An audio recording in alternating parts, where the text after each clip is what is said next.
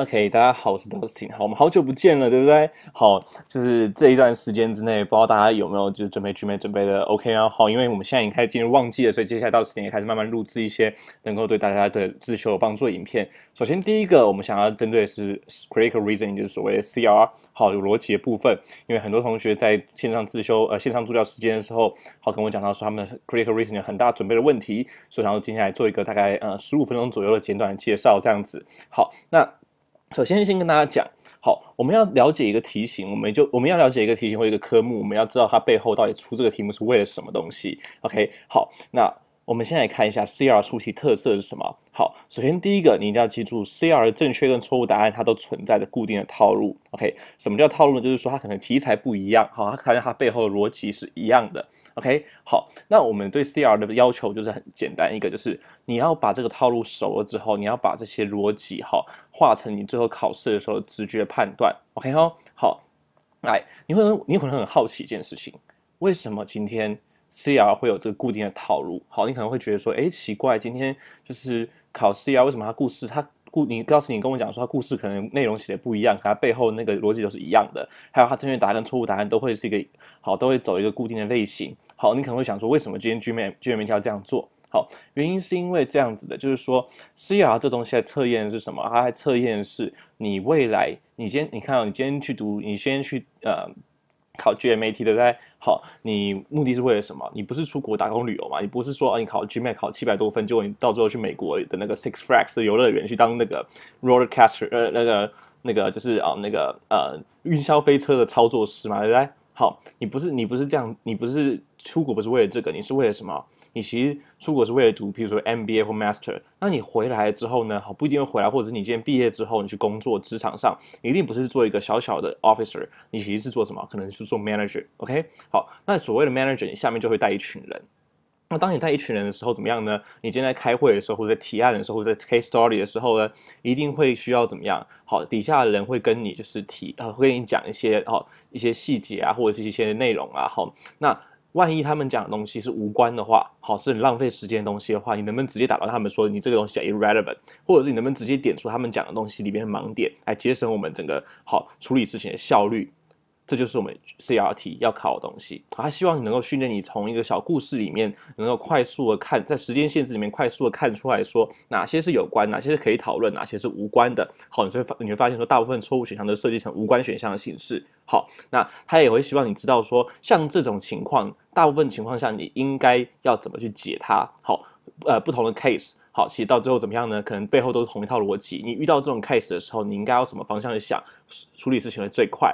所以这就会演变成 CR 会变成一个固定的套路。好，那另外一个会变成套路的原因，是因为大家都知道 CRT 好，自己在做 CRT 的时候，一开始第一遍做的时候，你会有一些情况是什么？你明明觉得答案好，你应该是 A。好，比如说你选了 A，你觉得答案应该是 A，你觉得 A 说得通，结果对完答案之后发现说，哇，题目说那个 official answer 说答案不是 A，他说答案是猪。OK， 好，然后呢，他的解答里面说 A 你少想了一步，但你去看他猪的正确解释，你又觉得猪多想了一步。这时候怎么样呢？你会发现说，哎，其实 CR 有很多时候其实是你的想法跟 GMAT 想法会不一样，对不对 ？OK 哦，好，那你看哦，这就叫什么？这很像是就是讲逻辑不对痛，OK，就很像是你今天你跟你的朋友或跟你老妈或跟你家人讲话，你会发现说怎么对方有神逻辑，怎么他讲的逻辑跟他的逻辑跟我逻辑不太一样，这样子对不对？你很常遇到这种状况，就是你无法理解他的逻辑，他的那一套他也说得通啊，我的这套我也说得通，好，可是你要知道，好，今天你看光是我们的生活圈里面都会常常遇到这种神逻辑的人了。那今天 GMAT 这个考试，它考的是什么呢？它考的是全世界的考生。好，光是中国一年就有30万个人考 GMAT。OK 哦，好，所以你看哦，今天 GMAT 考的是中国人、考印度人、考亚洲人，或甚至我们说考美国人、欧洲人、非洲人，每一个国家好不同文化的人，想必有更多不同的什么生活习惯跟那个所谓的那个思想价值。好，那这样的情况之下。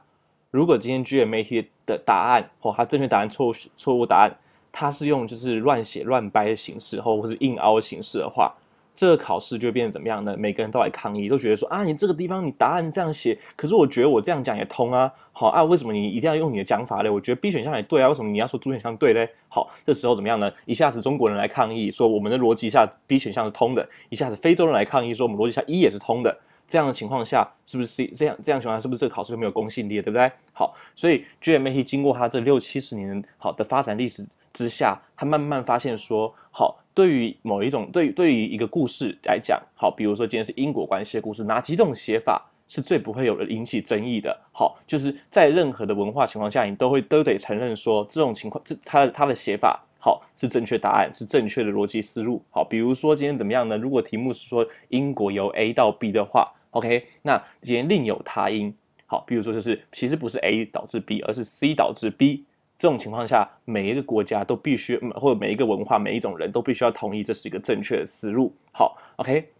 因为今天我们来讨论的是 A 国跟 B 国的比较，你今天引入了什么？你今天引入了好，比 A 国里面甲城市跟乙城市的比较，这样每一个国家都必须承认说，每一种文化的人或每一种思考方式的人都必须承认说，这叫什么无关比较 ，OK 哦，好，所以 CR 的选项你看似好像它是乱掰，它其实不是乱掰的，它背后都有一套固定的套路，因为唯有这个套路才能让怎么样的不同文化、不同价值观的人在做这个标准化测验的时候是不会有争议的。好，所以你反过来想，其实怎么样呢？GMAT 因为避免说写选项写太天马行空，会导致说好不同文化的人每个人都有神逻辑，都还跟他凹说都说得通，那导致的争议是他到最后怎么样呢？只剩下他只能出那几个出题的模式，好，他只能出这几种套路的选项 ，OK， 好，所以等于说他的武器已经被GMAT 出题的武器已经被限制住了。那今天如果我们能够了解他只能出哪几种的正确跟错误选项，我们不就赢了吗？你只要能够了解对手会用哪些招。那我们是不是就可以打败 GMAT 了？大家听懂我意思吗 ？OK 哦，好，所以 CR 的重点并不在于故事的内容讲的是杀虫剂，还是讲的是电脑晶片，重点在于什么？你要看清楚他今天好故事的内容，它到底是用什么样方式的逻辑？比如说这边讲的是方法，好，一个方法好或坏，或者这边讲的是新方法跟旧方法的比较。比如说怎么样呢 ？CR 题目就曾经出过怎么样呢？好，有一个题目叫做新杀虫剂跟要取代旧杀虫剂。好，那换了一个题目，它变成什么样的？新的电脑晶片可以耐辐射，旧的电脑晶片不能耐辐射。那这两个题目虽然它今天的题材是不一样，一个讲电脑晶片，一个讲都是杀虫剂，可它背后逻辑都是一样，就是你要探讨的新方法有没有好，有没有不能被取代的优点，或者是旧方法有没有致命的缺点，这样子。OK 吼，好，所以你一定要记住 CR 的重点。它不在于故事的内容是什么题材，什么天文、什么地理之类的，所以你不需要去特别去研究这些地方的什么背景知识。你要注重的是，你能不能在文章以及答案里面，好，从读文章的时候找到后面可不可以预测出正确答案，跟快速判断是无关选项跟错误答案。OK 哦，好，那这步骤越练越熟之后，到考试的时候，其实它就是一个直觉反应的过程。OK， 好，所以简单来讲，我们来小小做个 wrap up。CR 的出题特色就是 GMAT 为了避免随便乱写选项会有不同价值观、不同文化的人硬凹的争议，所以呢，他到最后他只能就是出哪几种正确答案跟错误答案形式。如果我们把这些形式都学会了，等于说我们掌握了 GMAT 的所有武器，那我们甚至可以在读文章的时候就知道它后面会出什么正确答案跟出什么错误答案。OK 哦，好，那我们接下来就举几个例子来让你看哦。好，第一个例子 ，assumption 题。最常出现的正确答案的形式就是什么？就是断桥。好，那讲断桥，你可能会很常听到不喜欢老师在讲断桥，可是你想说断桥到底是什么东西？好，你觉得好像就是什么跳跃思考啊，大家那个接不起来的地方啊。可是考试的时候你要怎么判断呢？好，你来看哦，来，请帮我记住一件事情，这地方我用讲的好，你要怎么发现断桥？当你今天看到它是 assumption 题的时候，我们怎么发现我们怎么去看它可不会有断桥？请记住结论那一句话。OK， 结论那一句话，如果出现前面没有出现过的新概念的话 ，OK 哦，如果出现 premise 没有出现过的新概念的话，那么就是什么？那么就是断桥 ，OK 哦，好，来，前面哪里是 premise？ 第一句话叫 context， 叫背景啊。他说反正他就在讲一个故事，就是说很多人怎么样呢？很多人都被很多就是做柜子的人都被称为是艺术家。好，再来他的 premise 在哪里呢？来注意讲到因果关系的地方叫 premise 哦。But since furniture must be useful。Cabinet makers must exercise the craft with an eye to the practical utility of the product 就是 premise。OK 哦，好，再来结论的地方在哪里？结论的地方叫做 For this reason, capital making is not art。来，这两个地方你看它都有提到什么东西？来，结论里面哪一个地方是新概念？哪一个地方是 premise 没有提到新概念？我们刚刚说了嘛 ，premise 是这一句嘛，对不对？好，来，结论里面的第一个 capital making 有没有提到？有没提到，对不对？但是你有没有发现一件事情？结论里面有说一个叫什么？是不是艺术？这个地方你的 premise 的地方有没有提到艺术两个字？没有提到，对不对？反而他提到的是什么 ？practical utility of the products。OK 哦，好，所以这个时候这个 art 就是从在结论里面跳出前面这句 premise 没有的新概念。那你如果今天要找到断桥的话，你就是要找那个有一个选项能够把什么艺术就是新概念跟原本里面的旧概念连起来的东西。OK 哈，好，所以你看这边说什么 capital makers 好，一定要顾到 practical utility， 然后最后说什么 capital making is not art， 你就要把这个 not art 跟什么 practical utility of the product 连在一起。所以你看它的 assumption 怎么样连接是断桥？说怎么样呢？好，只要今天我们有注意到什么 practical utility 的话，那今天这个东西就是 not art。OK 哦，好，所以简单来讲，怎么样发现断桥？就是说什么？我们在结论里面，如果发现突然跑出来一个前面的原因、前面的 premise 里面没有的东西，好，那我们就要把它连接起来，这就是所谓的什么连接断桥，就是 assumption 的一种形式，这样子。OK， 好，那我们再来看一个比较生活化的例子。好，我们说今天 CR 你要多练习的话，其实很简单，就是平常生活中的时候，你就要多练习削弱、加强假设。好，把你生活中例子拿出来练习。比如说，我们今天如果讲说，好，来像第一个例子，连 D 的家里面不是连 D 是 D，OK 哦，好 ，D 这个人的家里面很有钱。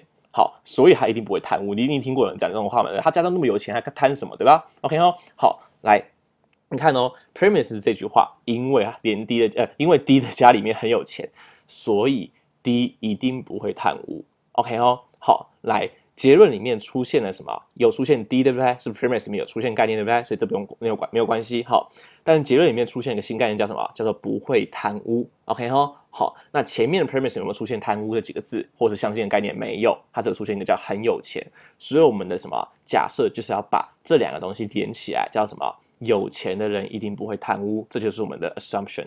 第二个理论叫什么？第二个叫科 P 是P 是医生，然后呢 P 不适合当市长。OK， 好，这你也常常听到有人在讲啊，我们生活中常常听到有人在讲的事情啊，他只会救人而已，他怎么会当市长这样子 ？OK， 好，来这个地方你看哦，结论里面是不是同样出现一个叫什么不适合当市长，就是市长的适任性问题？前面的 premise 有没有出现？其实是没有出现的哦，它只有出现医生。所以我们如果要让它成立的话，我们就要把它的断桥连起来，这叫什么？结论出现的新概念。好，你要把它跟前面的地方连起来，就是做医生人一定不会当市长 ，OK 哈，一定不会没有办法当市长 ，OK 好，来，所以。简单来讲，你看，我们又重新复习一次，怎么样找断桥？发现这个题目考 assumption 题目，而我们发现说结论里面出现的前面的什么 premise 的推论里面没有出现的新概念，我们就是要去把怎么样把那个新概念尝试跟前面提到的东西连在一起，这就叫做什么连接断桥 ？OK 哦，好，来，那其实你可能想说，Dustin 你这样讲好像很技巧，有没有比较好理解一点的方式？好，有没有比较自然一点理解的方式，让我在平常生活中可以练习的？其实有。来，你去想一件事情哦。来，我们平常生活中，假设我已经跟你讲一个东西，好，我说，哇，你考试考的，哇，你考试考的，我考试考的比你厉害，我考试考的比你高分，好，所以呢，我一定比你聪明。好，假如说我考试考的比你高啦，好，所以我一定比你聪明啦。好，你会怎么反驳？如果你今天想要反驳的话，好，你要怎么反驳？你会说什么？谁说考试考的高分就一定比较聪明，对不对？来，你有没有发现这个地方就在攻击什么？攻击你说的 assumption 不一定正确，为什么？因为你刚刚说考试考得高，所以我比你聪明。好，这里面隐含了一个假设叫什么？考试的分数高等于脑袋比较聪明。所以呢，好，后面那个谁说什么什么什么，就是在说你的假设不一定成立。所以简单来讲，假设如果我们要把它变比较好理解的话，那就是什么？平常一个人当讲一个推论加结论的时候，他理所当然认为是对的东西，可其实上不一定他却不一定是对的。而 assumption 就是要把那个理所当然认为是对的成立的东西，把它讲出来，确定下来。OK 哦，好，所以你以后当你生活中你要去想说，到底我们要怎么去找 assumption 的时候，你可以去想这两个字，谁说 ，OK 哦，好，就是去质疑说你刚刚觉得理所当然对的东西，它其实不一定正确啊。就像说什么啊，你妈妈讲说啊，你要选那个谁谁谁，因为他家很有钱，所以他上任之后一定不会贪污啦。你就知道怎么样呢？你要攻击的是谁说有钱就不一定会就一定不会贪污？那反过来想怎么样呢？你就是有钱一定不会贪污，这就叫做什么？你妈妈的什么 premise？OK 哈，你妈妈的 assumption。好，谁说是医生就不能当市长 ？OK 哈，好，所以你其实在平常生活中，你其实很常在跟别人斗嘴的时候，你只要讲到谁说什么什么什么的时候，其实你在做的是一个攻击对方 assumption 动作。好，所以其实上啊，这些概念我们都没有很难理解，因为我们生活中都在用，只是现在我们把它变得更。就是把它把它就是具象化给你看。好，那平常生活中的时候，其实你也可以去想更多的事情哦。OK 哦，好，再来，我们来看，你看 GMAT 是不是都有走这样的套路？好，你这边3题是过去的基金曾经出现过的题目，像第27题，那么2组人在实验中解谜题，好，可不可以给大家看一下？第一组人让他不能专心，第2组人可以，结果发现。第一组人的成绩比第2组人还要好 ，OK， 因此学者做出结论 ：unconscious thinking 无意识的思考 about relevant information make decision more effective。来，那我问你一件事情，结论里面出现的哪一个东西是前面没有出现过新概念？前面只有讲到能不能 concentrate， 能不能集中心力，而结论里面突然出现一个叫什么？叫做 unconscious thinking。OK， 好，那谁说这是一样概念？谁说无法集中心力的人就一定是什么没有用到 unconscious thinking 的人 ，OK 哈，好，所以这个地方怎么样呢？我们做的假设就是要把这2个东西连在一起 ，OK 哈，好，再来第8题，星星吃水果这一题，好，你看哦，让星星好做一个实验，好，要选取得食物的工具。还是要去选直接拿到一盘水，我觉得你到底要选钓竿，还是你要选那一碟鱼这样子 ？OK， 就发现说星星都选了钓竿，选了那个工具，好，他宁愿自己去做，他也不愿意怎么样呢？好，他也不愿意去吃那一盘鱼这样子 ，OK 哦，好，科学家做出结论，星星会选择放弃立即能得到利益，而去选择能够得到更多利益的工具，好，所以结论里面出现了什么？立即得到利益，前面有出现过吗？前面只有讲到工具跟食物，只有讲到水果，好，只有讲到星星。前面有谁说好？谁说什么？谁说工具就一定不是立即的利益，对吧 ？OK 哦，所以你看最后出现的新概念叫 embedded word， 这个地方前面的 premise 里面完全没有出现。按我们要做的形式就是什么？把它跟怎么样呢？把它跟工具连在一起。OK 哦，好，第4题药酒，好，人类把草药入酒很久远历史的 context 就是背景知识啊，这样子好。他说，根据古埃及的记载，埃及人习惯在酒中放入草药，因为他们认为酒精能够更完全溶解草药成分，以利于身体吸收。好，专家们推测说怎么样？埃及有这个习惯，近年来获得证实，因为怎么样呢？好，他们在一个罐子里面发现了迷迭香跟另外一种花的残留。那你们注意到怎么样呢？前面的 premise 都只有讲什么？都只有讲草药 ，OK 哈？那最后说什么？最后说是迷迭香跟另外一种花，好，就是2种花这样子。好，迷迭香跟另外一种花是不是突然最后冒出来新概念？前面有提到这2种花吗？没有，前面只有提到草药。可是谁说迷迭香跟另外一种花是被当作草药来使用的？所以你看这里的假设题就是怎么样？说当时的古埃及人认为迷迭香跟另外一种花属于草药，他把这2种花好跟前面 premise 讲的草药连在一起，这样什么结论出现新概念的时候，你要把它跟什么 premise 里面的旧概念连接在一起，这样才是断桥型的 assumption 的正确答案。OK 哦，好，所以你看好同样的断桥形式，好，它会以不同的它有不同的故事出来，一下是用什么解谜题，一下是用星星吃水果，一下是用什么古埃及的草药，好，所以故事是不一样的，但它背后的怎么样的概念都是一样的。OK 哈，好，再举另外一个例子给你看 ，weekend 题的一种错误的一种那种就是正确答案形式叫因果导致。OK 哈，好，你大概来看一下这个题目哦。People who do regular volunteer work tend to live longer on average than people who do not。好，有会做志工的什么样呢？人活得比较久， OK 哦。As we found that doing good, a category that certainly includes volunteer work, release endorphins, the brain's natural opiates, which induce in people a feeling of well-being. 他说会做好事的人怎么样呢？好，就是这些好事包括什么？好，会做包括像包括刚刚讲志工服务的这些好事。好，做好事这件事情会让人的脑子好产生安多芬，而这安多芬怎么样呢？会让人会有什么样？会有一个自己觉得自己是一个好人的感觉。OK 哦，好 ，clearly there's a connection. Regular releases of endorphins must in some way help to extend people's lives. OK， 好，所以最后给出一个因果，对不对？说什么？因为有安多芬，所以安多芬先释放了，接下来怎么样呢？好。才会怎么样帮助人们长寿？所以这里的因是有安多芬，而果是人们会长寿。OK 哦，好，所以是安多芬先有，然后再接下来人们的寿命才会变长。来，你看这个题目，我们为什么把它的类型叫做因果导致？原因是因为当你今天看到文章里面讲到一开始先讲有 A 的时候，同时也有 B 这个特色，好，或者是有 A 这个特色的人更倾向做 B 这件事，或更会有 B 这个特色。然后题目告诉你说是由 A 到 B 的话，那错误答案不是错误答案，好，有一个削弱选项削弱的正确答案形式可能就是什么？其实不是由 A 到 B， 是由 B 到 A。因为刚刚讲说怎么样呢？有 A 这个特色的人会有 B 这个特色，其实他并没有讲说谁赢谁挂，只是讲说他会同时在同一个人身上发生这样子。OK 哦，所以谁说一定是由 A 到 B？ 有没有可能是由 B 到 A？ 有 A 的人就有 B， 不一定是由 A 到 B。OK 哦，好，来。这个地方，好，来这个地方你看哦，题目里面讲怎么样呢？题目里面讲说做好，像第二行的地方，做什么？做好事，做志工服务就会有安多芬。OK 哈，好，然后怎么样呢？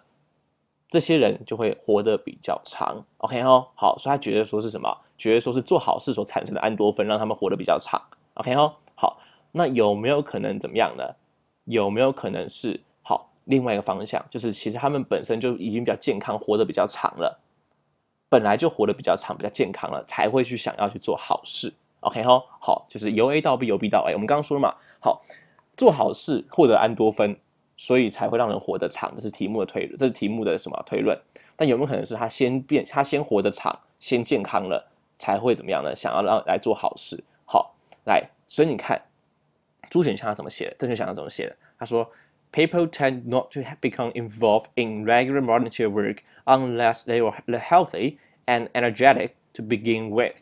OK， 请注意到这个 unless， 除非怎样怎样，出现 unless 其实是后面的先发生，后面的条件先发生，前面才会发生哦。OK 哦，好，而且这个 not unless 就要注意这个方向，那个太多方向性哦。说什么？好，除非人们先健康了，不然怎么样呢？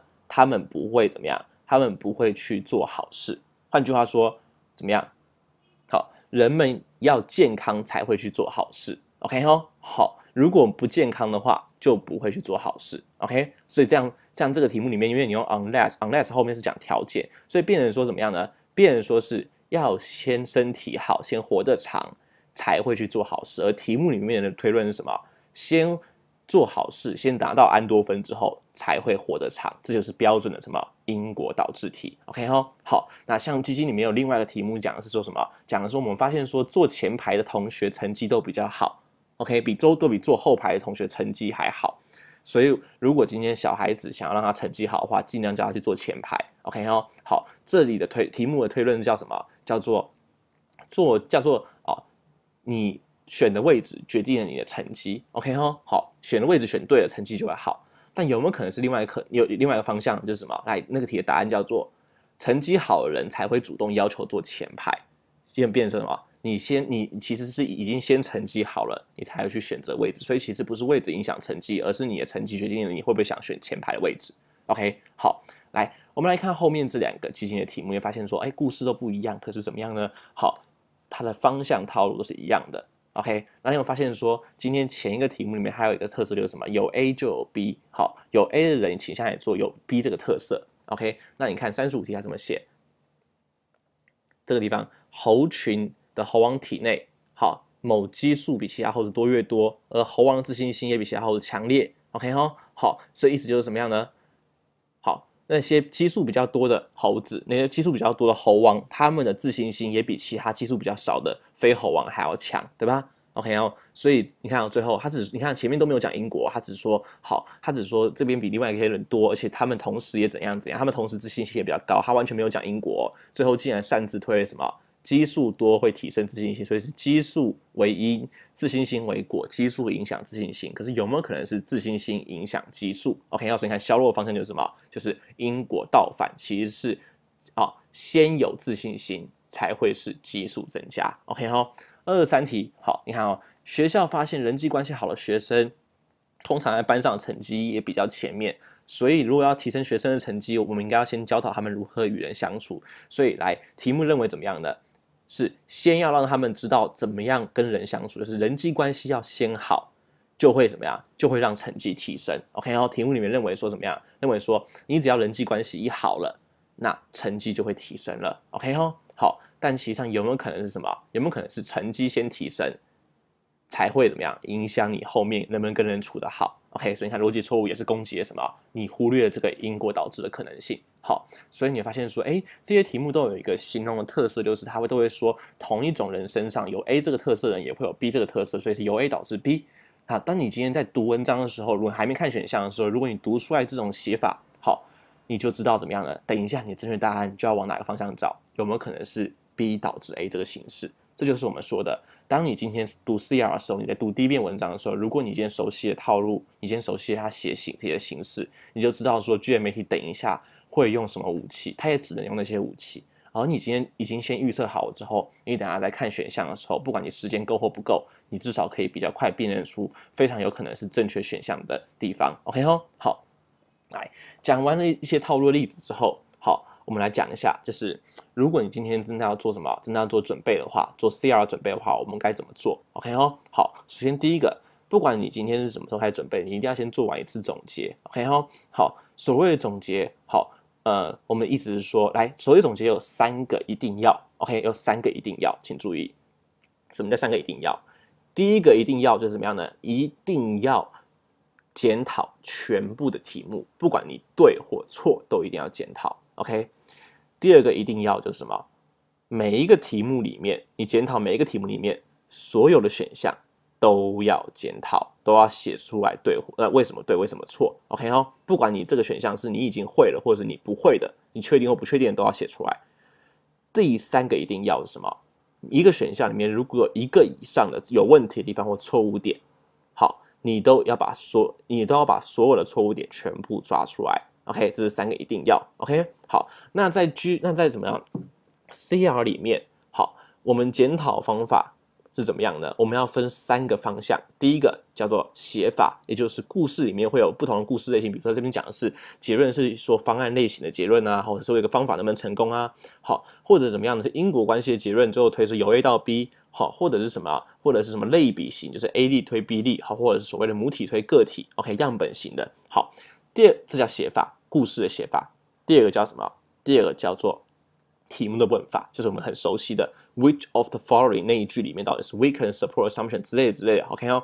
第3个是什么？文章里面会出现的元素，比如说当今天出现怎么样，有 A 的人也就有 B 这种，那他就一定会考什么因果倒反 OK 哦。好，比如说出现了怎么样呢？出现了所谓的实验，好，或者是出现了调查。那这个地方可能等下就会考说你的取样不完全，或是你最后你原本的取样的分类是有 bias。OK， 好，那比如说今天如果考到是跟 revenue 或跟 profit 有关系，你就要考虑到动态平衡。比如说他虽然讲利润会上升，好，他说收入上升的时候利润会上升，你就要考虑到有没有可能是另外一边收入会减少。好，或者是支出反而也增加了，好，这样动态平衡。那如果你想了解完整的写法、问法跟元素的套路的话，你可以去看这个东西，叫做 Dustin 对 CR 思路公开课，在我的 YouTube 频道上面。好，那在这个地方 ，OK， 你就打这个地方 Dustin GMAT， 然后呢 CR 思路分享，好，这部分是我们要花20分钟时间把所有的套路做一个好完整的解析，这样子。好，那你看完那个之后呢，你在做 CR 的总结的时候，你该怎么做？你要像这个地方一样，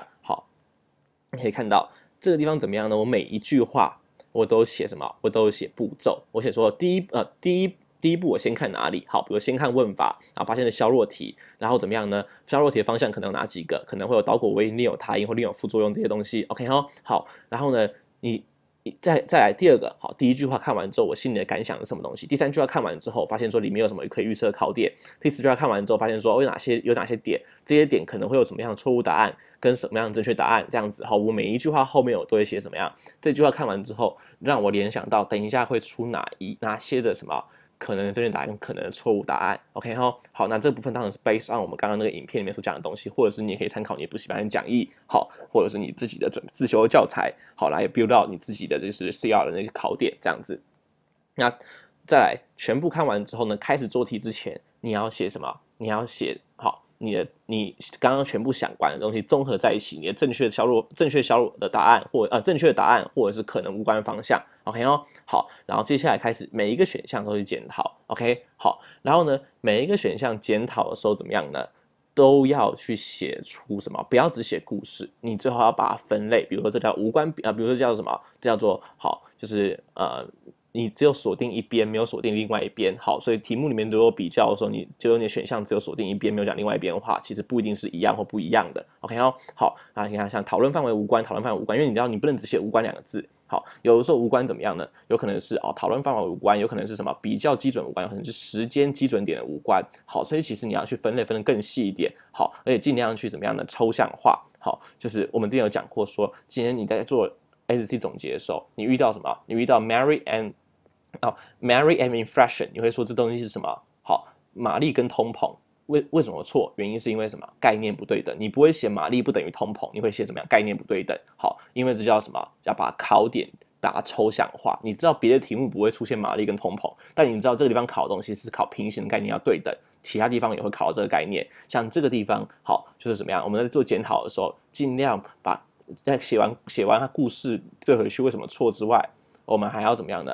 把它好分类，好分成抽象化类别。OK， 好，比如说如果今天发现说文章里面讲到的是销售额提高，而这边却讲的是市占率的提高，那你就不要写说销售额不等于市占率，你要写什么 ratio 不等于什么level 或者是数量这样子。OK， 好，来，那这个东西才会让你去跟别的题目同样的出法的选项的无关选项出现的时候，你能够比较好去做连接。好，而我们做总结方式是这样子的：一开始先裸做一遍 ，OK， 然后就是写什么都不要写，就计时去做一遍。好，然后全部做完之后，每一题做完之后开始停表，然后怎么样呢？开始重新看一遍这个文章，看一遍这个题目，因为你每一题做完之后就直接来写，直接来写检讨。好，你的印象比较深刻。先不要看什么，先不要看详解。好，先重看一次题目，然后把刚刚看文章的时候的顺序，就是等于说我们很像犯罪现场重现啊这样子。好，每一句话你的顺序啊，你刚刚想到的东西全部都补在上面。OK 哦，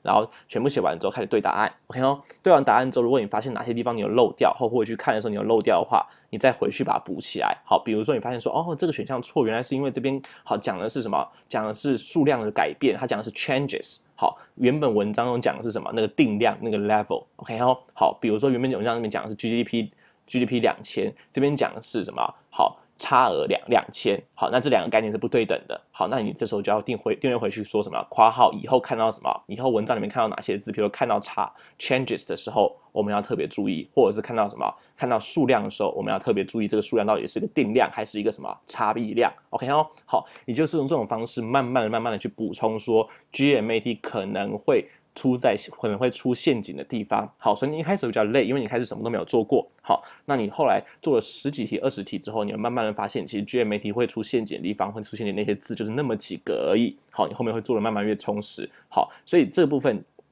就决定了什么？你考试的时候，你到底是能够做多快 ？OK 好，我们说题目要写CR题目要缩短时间，其实不是一朝一夕能够达成，它跟你的考点的熟练度有关系。CR本身就是有无数个固定的考点所组成的这样子。OK 你去比较一下，你看完一个题目能想到哪些东西，跟你看我这边看完一整个题目。能想到哪些东西，我能想到哪些方向正确错误，你去比较我跟你的差，你就知道怎么样呢？好，为什么时间会有差了 ？OK 我看了一个题目之后，好，我可以完整的预测出 GMAT 它到底等一下会出什么样的正确答案跟无关方向。OK 哦，好，但你看完这个文章之后，你可能就只看完了解故事而已，你可能没有任何的预测，没有任何的感觉。好，那这样就怎么样呢？就很像是你今天去面试，好，知道对方要问什么问题，并且预先准备，跟不知道对方要问什么问题，这两个是差很多的。如果你今天有看过一次自己的履历表，先知道说哪里会被对方攻击的话，你就知道等一下要怎么去应答。好，那如果你今天完全没有看就去面试的话，当然你临场反应的时候，就是你如果今天文章好没有去想说等一下会考什么东西，会有哪些方向，结果你临场看到选项的时候，你再回去思考，通常一来一往时间都会花很多，好，都来不及，所以都会平均要花2分半到3分钟。好，但是如果你有先把考点训练完，先做到这件事情的话，你的时间可以压到1分半到2分钟，甚至1分半之内。OK 哦，这样你的 CR 就不会再是一个问题了。好，来，所以总结部分，简单来说，我们要分这3个写法、问法元素去进行分析。写法是什么？从写法跟问法合在一起，推出什么正确答案的形式？从元素来推出错误答案的方向。OK 哦，好，那这部分详细的地方，好，我们请各位去参照这个 YouTube 的那个就是YouTube 的影片。OK， 20分钟时间，然后里面也有讲义可以让大家下载这样子，好，里面有讲义档让大家下载。OK， 好，然后再来。当你总结做完，比方总结用什么教材呢？我建议大家用 OG 就好。好，那 PP1234那些东西，好或 OV 啊，好，那不用再做总结没关系。那我们要拿来做，那我们要拿来这些题目来做什么呢？做大量练习。好，当你总结全部做完一遍之后，其实就很像我们跑步之前的深蹲跟重量训练。OK 哦，好，那个时候重点是在值，而不是在效率，而不是在时间。好，你前面要先蹲得够深，要先能够对考点够熟，你后面大量练习的时候，你才能去熟悉。好，那大量练习的时候，我们要去做什么事情呢？首先，第一个，我自己会先设一个会先把题目设成一套一套的套餐，好，比如说一次21到20题，21到40题这样子。OK 哦，一开始我先一天一个 set， 然后逐渐去增量这样子。好，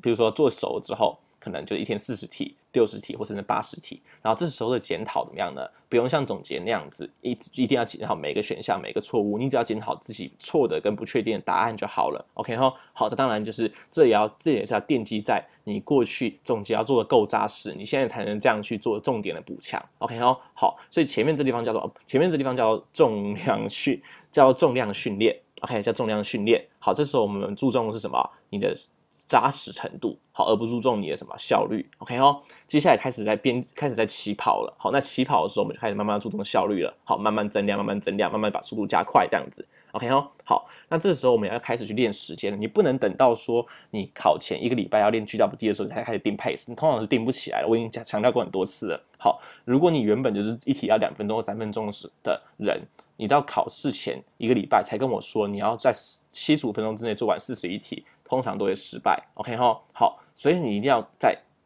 前面大概1个月到1个月半之前，你在做大量练习的时候，就要去怎么样盯紧时间。那盯紧时间最后的目标是什么？CR 一题1分半到2分钟。好，那我们要怎么去做这件事呢？我们讲过很多次。好，就是第一个。先花1个礼拜的时间，先用你平常的方式来做，先逐题计时 ，OK 哈，但不限时，先看看你现在状况是怎么样。比如说我们计完时之后，发现说我们现在平常的做法是一题目3分半钟好了，接下来怎么样呢？我每次在做20题一个 set 的时候，我就先设定什么3分15秒。好，我用20题乘上3分15秒，让我这20题一次做完，好，就用这个总时间去做完。然后呢，会做的稍微赶一点点 ，OK， 好，但是不会太赶。好，那当你今天习惯了之后，再把它缩成一题3分钟，再习惯再把它缩成一题2分半或者是2分钟这样子，一步一步缩紧，而不要一开始就设定自己1分半到2分钟，不然你会可能文章都还没看完。好，因为你原本就是一题3分半的人，你可能一下设定一题1分半的话，你可能文章还没看完就不用做题目了这样子。OK 哦，所以你要是慢慢的让自己去适应，而这个需要时间。OK 哦，好，那大量练习的时候，我们目标就是什么？其实一方面是练手感啦，好，让你越来越熟悉怎么样的读题目的那个好解题步骤，就像我们刚刚看到的这个解题步骤是一样，越来越熟悉这个解题步骤。OK 哦，好，然后再来就是怎么样呢？越来越能够把时间慢慢缩紧。然后还有一个很重要的东西就是什么？第3个就是好，我们刚刚说练手感，时间慢慢收紧。第3个就是好，你的。怎么样呢？你做完这么大量的题目之后，然后比如说做完200题、300题之后呢，你就会有足够的样本可以去统计。好，去用哪几个方向做统计呢？用写法，比如说，好到底所谓的那个因果题错的比较多，还是什么所谓的那个方案提错了比较多，好，然后呢到底是问法提错了比较多，还是写法提错了比较多 ？OK 哦，到底讲错了哈，就是到底是 weaken 提错了比较多，还是 assumption 提错了比较多？好，元素呢到底是什么？到底是有提到什么？好，有提到 ratio 不等于 ratio 不等于 level 的题目错的比较多，还是有提到调查实验题目错的比较多 ？OK 哦，好，去用这3个 dimension 做一个3D 的正确率分析 ，OK 哦，然后呢，如果你今天是为了要考700分的话 ，OK， 那基本上我们的标准是正确率大概70%。如果你发现有一个 dimension 发现说你的正确率是70%以下的话，这就是你的罩门题型。那这个时候怎么样呢？我们就接下来就要花时间去针对补强。好，那补强方式有补习班的讲义，如果你有补习的话，你可以去搬讲义的那个 chapter 去做补强。那再来或者是什么？如果你是自修的话，我推荐的是 PowerSchool 的 CR Bible， 因为里面每个 chapter 是不同的题型，所以你可以针对你真的比较缺乏的地方做补强。然后呢，如果需要练习题的话，你可以去翻非逻辑里面的一些就是跟你刚刚找到罩门题型一样的题目去做补强。OK 哦，好，来，那为什么我们要做这件事情？原因是因为通常我们的时间都不会很够 ，OK， 我们常常除了 CR 之外，还有 RC， 还有 SC 要做准备，还有就是 CR 通常怎么样呢？你不会有人所有的 CR 都有问题 ，OK， 像比如说我那个时候怎么样？我那时候 CR 正确率平均有一段时间平均就是60%，但我后来有去做这统计数据，才发现说，原来按照问法来分析，我今天我的 weaken 题有90%的正确率。我的 assumption 题大概只有1成到2成的正确率，所以呢，我应该集中时间去对付谁？对付 assumption。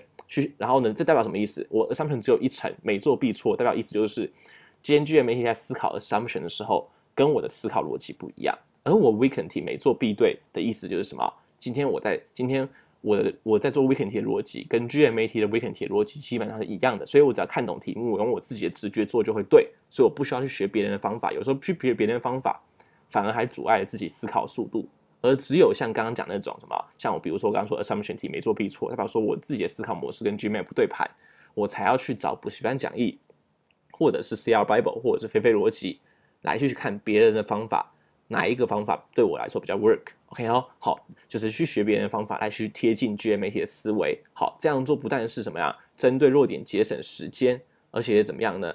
而且也不会去反而去拖累你原本已经很厉害的一些题目的部分。OK 好，所以简单来讲，这个步骤大家练习，我们是在总结扎实的做完之后，好，我们拿 PP 1、2、3、4以及 OV 的题目，这边加起来大概有500-600题以上了。OK 好，去做这些东西去做这些事情。好，那一方面是为了怎么样呢？慢慢加强自己的 stamina， 好，慢慢去练手感，好，来越来越熟悉做 CRT。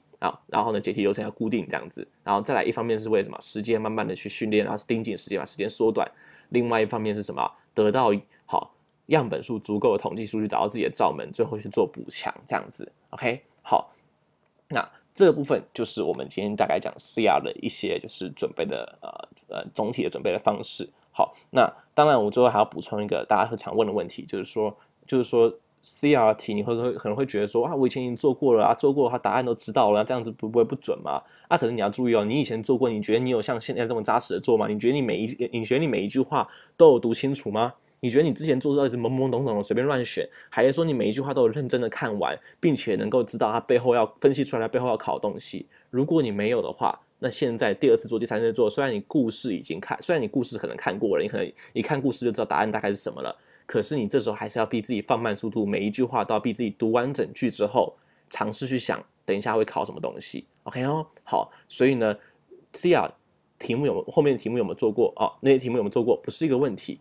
OK， 每个人都会遇到这个问题，因为 GMAT 的官方题目就是这么的少，那反而是我们要力求怎么样呢？看过题目之后，我们就算遇到看过题目，我们也要用什么更新的学到的解题流程跟方法，来扎实的每一句话拆解过一遍。好，你只要做的题目越多，你只要做的大量练习做的越扎实，总结做的越扎实，大量练习做的越多题，那么到考试的时候，你每一句话一看完，你就可以心里面浮到2到3个点，可以去做思考。你才看完整篇文章，你就会知道哪些是正确削弱方向，哪些是可能的无关方向。OK 好，那这个地方，如果各位要看仔细的话，好，那各位可以去看那个，就是我的部落格上面好，有一个地方是 OG 2016专区，那这一题是 OG 2016的题目。好，这地方是6月20号的，好 OG 2016 CR121的 CR 思路解析，你可以大概去看一下。这边我主要是我自己做总结的方式啊。好，那我总结方式是就是我的步骤，每一个心里面的那个 my flow， 就是我的思考的那个 flow， 一步一步怎么想，我等于说用我笔写我心的方式。好，我把我想的每一句话，我把我心里面的每个流程都很清楚的写出来。好，各位可以参考这种方式，以及参考我们刚刚讲的这个影片来重建自己 CR 的准备。OK， 好，那这部分就是我们今天讲的关于 CR 的自修的方式。那希望各位如果有问题的话，你可以做一件事情。好，我们现在的那个部落格上我们加了一个新的东西，叫线上咨询预约。好，这个地方，那这个部分点进去之后，请各位要先读一下这边的规定。OK， 好，先读下面的规定，请各位务必要遵守下面的规定。然后呢，再点击你的预约时段。OK， 好，那我就会跟你有大概20分钟的对谈。OK， 好，那如果你有特别的问题的话，你再用这个方式来跟我就1对1的联络。好，不管是 CR 的问题或者是其他准备方式的问题，那当然所有东西完全都是免费的。好，不管是现在或者是以后都是免费的。好，那我们主要是希望大家能够认真的，就是如果你今天很认真的话，找到这个地方并且愿意练习的话，好，你有一个方式可以让自己的认真得到收获。那我们今天先讲到这边，谢谢。